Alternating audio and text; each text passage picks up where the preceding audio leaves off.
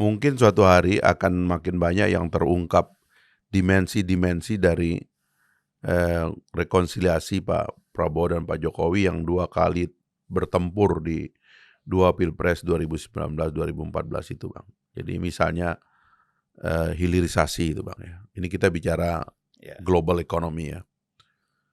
Saya dengar hilirisasi ini Pak Jokowi banyak diganggu. Banyak sekali diganggu. Karena ini kan macam watak VOC, Bang. Orang pengen cuma datang ke Indonesia, ngeruk sumber daya alam. Sumber daya alam itu dikeruk dan nanti dia bikin lubang-lubang di tanah bangsa kita. Habis itu rakyat dibiarkan miskin. Seperti teori kolonialisme kuno itu, ya, atau kapitalisme kolonial itu. Atau jadi kalau istilah Bung Karno itu kapitalisme rakus. Kapitalisme rakus ya. Ya, apa namanya? Dirty greedy capitalism, ya. Jadi teorinya itu 3, daerah jajahan adalah sumber pekerja murah, daerah jajahan adalah sumber daya alam yang dikeruk, daerah jajahan adalah sumber pasar bagi mereka.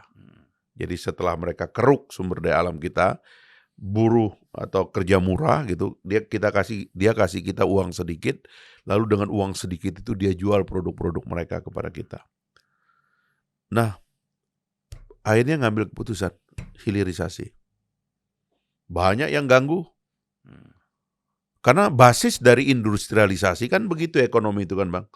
Kita dari sumber daya alam, lalu kemudian manufaktur dasar, manufaktur yang lebih modern, negara teknologi, ya kan, negara keuangan atau finance, kemudian jasa, baru consumption.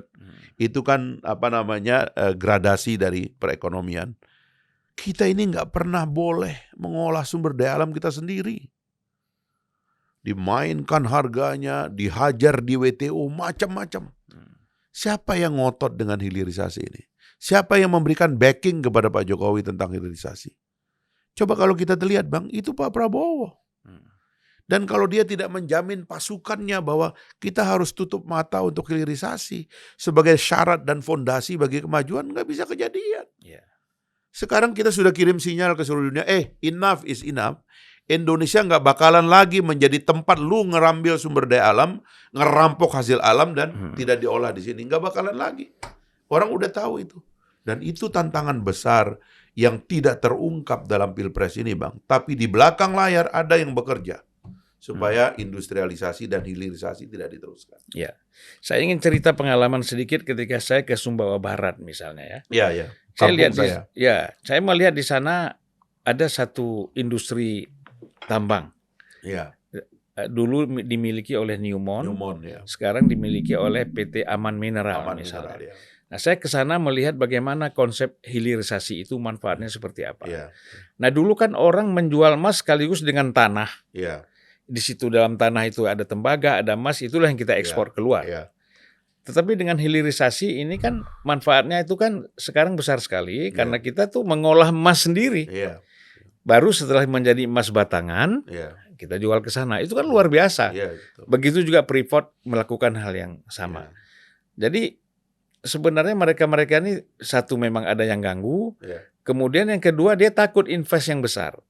Saya tanya misal Aman Mineral itu mereka investasi ya di lahan Newmont itu sekitar 7 triliun untuk hilirisasi. Kemudian Freeport hampir 9 triliun misalnya.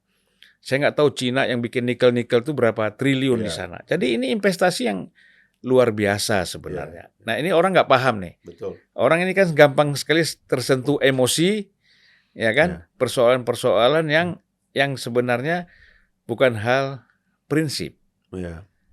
Gitu. Nah, kita bicara hukum dan demokrasi kan nanti bisa berangkat dari sini. Kesejahteraan ini kan. Gitu.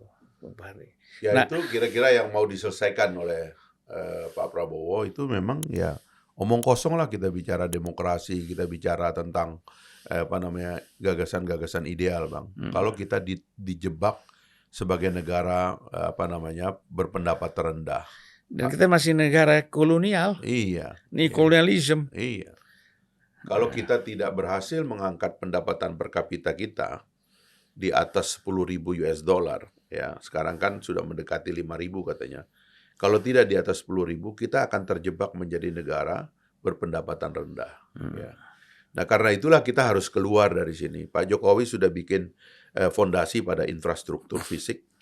Saya kira kemarin saya ngomong sama Pak Prabowo juga cukup panjang tentang orientasi berikutnya itu adalah investasi SDM.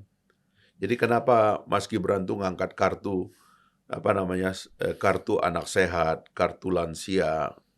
Karena kita mau tidak mau basis bagi pertumbuhan ekonomi kita yang akan datang setelah infrastruktur kita bangun dan terus kita akan bangun adalah investasi pada manusianya. Iya, betul. Kalau anak-anak kita stunting, nggak bisa kita bicara superpower, nggak bisa kita bicara negara kuat. Orangnya, mohon maaf, kekurangan gizi.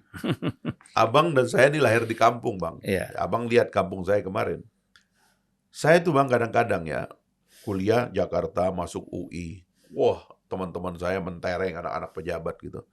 Kadang-kadang saya mikir, alhamdulillah ibu saya itu makan apa saya, sehingga otak saya lumayan agak kuat lah, cuman mau masuk. Tapi kata abangnya, Iya, ya Bang apa Bang? Bang Muiz. Bang Muiz bilang Fahri itu menjadi pinter. Itu karena dia sering sekali di mobil, di mana-mana, di dalam bis pun dia waktu kecil baca Al-Quran. Gitu. Iya. Ya, memang minat baca itu nggak tahu datang dari mana ya, tapi alhamdulillah memang ada minat baca. Tapi otak Bang, kalau kita ini nggak makan telur rutin, minum susu rutin, makan protein rutin, dan protein itu protein ikan yang banyak itu Bang ya di kampung. Karena kita tinggal di pinggir sungai, pinggir laut ya. Nggak nyanda pala kita ini Bang. Iya. Berat juga. Nah ini yang kita pikirkan tentang anak-anak Indonesia yang sekarang ini jutaan jumlahnya. Iya. Kalau nggak minum susu, kata Pak Prabowo kasih minum susu. Kata Pak Prabowo kasih makan bergizi tiap hari ke anak-anak sekolah ini. Apa yang bisa dia tangkap? Akhirnya kita ini cuma mengembangkan ilmu sosial. Sains nggak bisa, matematika nggak bisa, fisika nggak bisa, teknologi nggak bisa, nggak maju kita Bang. Iya. Tapi kalau anak-anak ini cerdas dari awal, makanannya bergizi, dia bisa belajar seperti Pak Habibie. Ya, pelajaran di SMA itu jangan banyak-banyak. Ya cukuplah ya sejarah perlu, ya matematika terutama, fisika, kemudian ya bahasa. Ya kan? Betul. Nah, soal sejarah harus tahulah sejarah dunia, sejarah Indonesia itu harus dia paham. Ya kan? Apalagi termasuk geografi misalnya kan. Betul. Nah, jadi kalau terlalu banyak dia dikasih pelajaran-pelajaran yang sebenarnya itu tidak usah di sekolah pun dia bisa baca lewat Google misalnya, itu menjadi beban dia sehingga tidak fokus. Jadi beda antara orang Indonesia sama orang lain katanya. Kalau bangsa lain itu rakyatnya itu tahu banyak tentang sedikit hal, Bang. Makanya rata-rata itu fokus saja hidupnya itu. Kalau jadi mekanis ya sampai pensiun sampai tua. Nah kalau orang Indonesia ini tahu sedikit tentang banyak hal. Banyak hal. Jadi politik ya, hukum ya, ekonomi. Makanya orang Indonesia disuruh apapun bisa, yang penting jangan memperdalam. Iya. Nah, itu kalau kita lihat kan di mana-mana kan sudah ada fokus ya untuk mengarah ke skill misalnya. Baik di Belanda, di Australia, saya kira hampir 10 negara Eropa dan Amerika. Itu kan kalau mereka lemah di matematik dan ilmu-ilmu eksak, udah ini langsung juruan aja deh, nggak usah kuliah banyak-banyak. Dia suruh 2 tahun belajar tentang teknis, ya kemudian udah. Sebab kalau kita kasih ke sini juga nanti kerjanya itu juga. Iya, betul. Sekolah lama-lama, membebani orang tua biaya mahal. Iya. Apalagi cari beasiswa sana sini. Betul. Ujung-ujungnya kan kita lihat banyak sekali kan. Yang S2, S3, apalagi ya. Itu akhirnya apa yang kadang terjadi? Sudah S3 pun dia belum tahu mesti ngapain. Mesti ngapain? Kan saya bingung, nelpon saya S3 Bang, terus mau cari kerja. Makanya